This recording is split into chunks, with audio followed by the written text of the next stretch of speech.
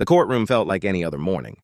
The kind of room where the air was filled with stale routine. Papers shuffled, quiet whispers carried from the benches, and the judge sat perched high in authority, his gaze fixed on the line of cases still to come. Nothing in that space suggested history was about to be made. Then the door opened, and in walked a girl. She couldn't have been more than 13. Her shoes tapped nervously against the floor as she found her place. She held her hands together tightly, fingers twitching with the weight of nerves, but her eyes showed something stronger, something determined. It was her turn, and when her voice pushed its way into that great chamber, it quivered at first. She spoke carefully, answering routine questions, until the moment came that made everything stop. When asked about her home life, she said the words that would freeze the room.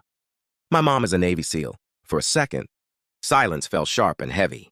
People exchanged quick stares, disbelief flickering across their faces like sparks on a wire. The quiet didn't last.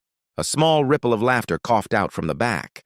Then whispers slithered across the benches. The girl stood in it all, her chin quivering, but her voice didn't retreat. And then came the judge. Stern, armored in his authority, he leaned back slowly in his chair. His lips curved into a half-smile, not kind or amused, but mocking. You could see it in the way he regarded her, not as a child with truth, but as a child with a fairy tale. He tilted his head, his voice laced with sarcasm when he finally spoke. "Your mother?" The pause stretched, dripping with disbelief. "A Navy SEAL?" The words were delivered like the punchline to a poor joke, and some in the crowd joined his expression with chuckles that burned like fuel. He expected her to back down, to stammer and admit it wasn't true. But the girl, though young and fragile in appearance, held still. She nodded once, deliberate, her voice a little stronger this time. "Yes, she is." The judge chuckled, not out of joy, but with the arrogance of certainty. His tone carried not just disbelief, but something sharper. The assumption that he knew the world better, deeper, more completely than this young girl ever could. He proceeded with questions that weren't intended to understand the truth, but to ridicule it. He spoke of the toughness required to pass SEAL training, the endless physical trials, the impossibility faced by those who attempt it. He painted his own picture of men breaking under the strain, men giving up in the cold surf, men unable to endure. He leaned on the idea that women didn't belong on that battlefield. His comments turned a courtroom into a stage for mockery. All the while, the young girl stood steady in her shoes. The whispers, the laughter, even the disbelief of a man in robes could not pry the truth from her. Her mother was who she said she was. In her eyes, in her firm but trembling voice, that truth sat like a stone, that no tide could wash away. Judge's words rang across the room, sharp and sure, as if he were delivering a lecture rather than speaking to a child. He described with confidence the brutality of Navy SEAL training, his voice dripping with that mix of pride and condescension. He went on about Hell Week, about how the toughest recruits crumbled under the cold Pacific surf, about how strong men, grown men, collapsed from exhaustion and pain. He chuckled at the absurdity, repeating that the idea of a woman, a mother, standing among those warriors was nothing more than a fantasy. To him, it wasn't simply unlikely, it was impossible. And as he carried on, his smirk widened, as though every word he spoke was pressing her further into a corner, proving himself right, proving her wrong. But the girl didn't bend. Her small hands tightened into fists at her sides. She shifted her weight from one foot to the other, but her eyes stayed locked ahead. Anyone else at that age might have wilted under the laughter, folded under the authority of the robe, but she didn't. Every time the judge spoke with doubt, she responded with silence that showed stubbornness instead of surrender. When he leaned forward and demanded again, "Do you truly expect us to believe that?" she answered softly but firmly. "Yes, because it's true." Her words cut through the air like the smallest bell in a storm, tiny, fragile, but impossible to ignore once heard. All around the courtroom, the audience began to shift uncomfortably. Some shook their heads, clearly siding with the judge. Others, though, started to notice her unflinching calm, the way she didn't crack, the way she didn't stutter. The way she stood there told a story far louder than her words. It wasn't bold defiance. It was simply truth. Truth has a peculiar kind of strength. It doesn't need to try hard. It simply refuses to move, and that strength was beginning to show on her young face. The judge, however, grew bolder in his arrogance. He leaned back again, chuckled so the entire room could hear, and shook his head as if the case before him no longer mattered at all. He began speaking loudly now, not just to her, but to the room, waving a hand as though to invite everyone into his joke. He rattled off examples of men tougher than steel who had failed. He explained step by step How the unimaginable pressure of training stripped candidates down to nothing. How the cold salt water ate through skin. How the endless training broke minds as well as bodies. His voice rose with each detail. His chest puffed up with authority, final in his belief that the girl was weaving a fantasy. But if anyone had been truly watching her, really studying her, they would have noticed she wasn't shrinking anymore. Standing there, surrounded by disbelief, she was almost growing taller in her presence. Not outwardly. Not physically. A girl her age couldn't fill that room by size alone. But with every repetition of the truth, with every firm nod, she carried a quiet kind of power that unsettled the certainty of the words, hammering down on her head. She knew what waited just outside. She knew what her mother was.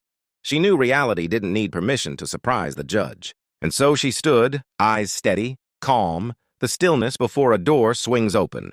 And then it happened. Just as the judge leaned forward to deliver another smug remark, the silence in the room broke, not from his voice, but from the creak of a door opening to the side of the courtroom. The sound was small, almost unimportant, but it carried like thunder through that tense air. Every head turned in unison, a ripple of curiosity cutting through the room. Who would dare interrupt? Who would walk in at this moment? See. The door swung wider, and in stepped a figure. She moved with calm purpose, her posture straight, her eyes steady. Even before anyone knew her name, you could sense she wasn't just another person walking into a courtroom.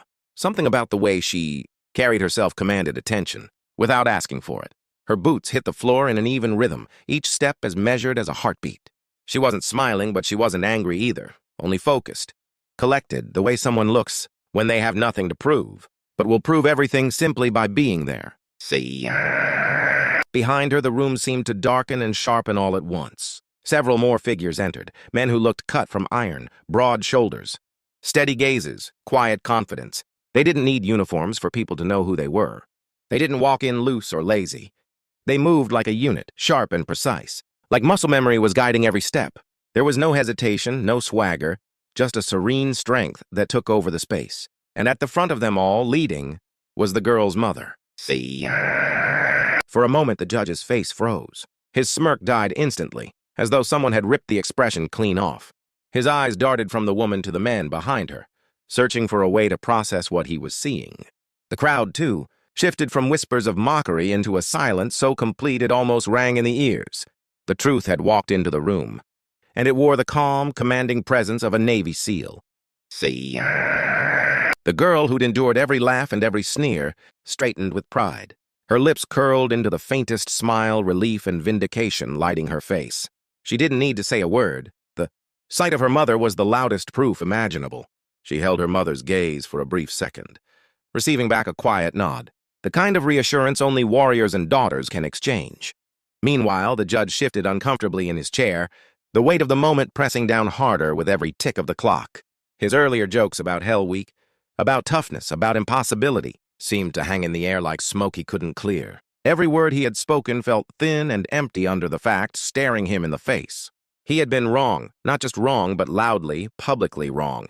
The kind of wrong that couldn't be brushed away. The kind that steals the air from your chest. The mother didn't need to announce herself. Her presence announced everything. The strength of her walk, the calm discipline of her team behind her, and the quiet pride glowing in her daughters. Eyes revealed the truth more clearly than any proof of service record ever could. The room had turned, and the man in robes, once towering in confidence, looked very, very small. The silence stretched long. No one moved, no one whispered now. The laughter had been swallowed whole, replaced by a thick weight in the room.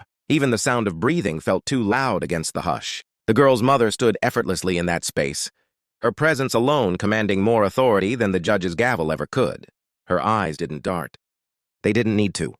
She scanned the room calmly, her head held high, her face unreadable. Then finally they settled on her daughter, steady, proud, soft with recognition. The kind of look that carried all at once a mother's warmth and a warrior's pride. The judge sat rigid, his robe no longer a shield but a costume stripped of power. His mouth opened once, closed again, his tongue fumbling for words he couldn't seem to anchor. The smirk he had worn like armor earlier had evaporated. His eyes flicked nervously between the girl, her mother, and the team standing like statues behind her.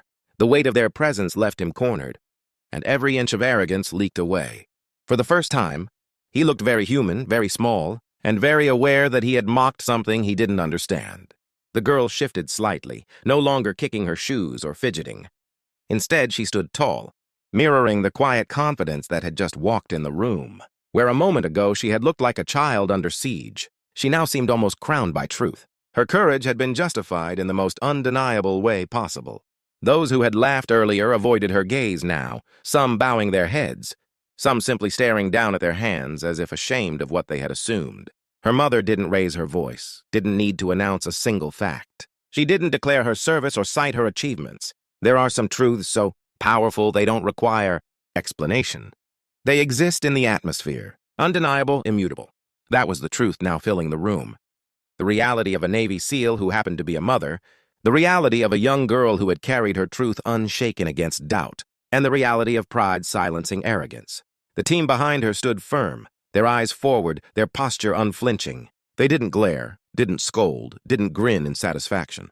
They did what they always did, stood strong, silent, united, carrying themselves with the kind of discipline that doesn't need theatrics. Their presence alone spoke of loyalty, resilience, and respect, and slowly a strange transformation filled the air.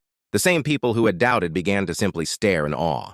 The atmosphere of mockery had been burned away, and in its place pulsed a deep, wordless respect.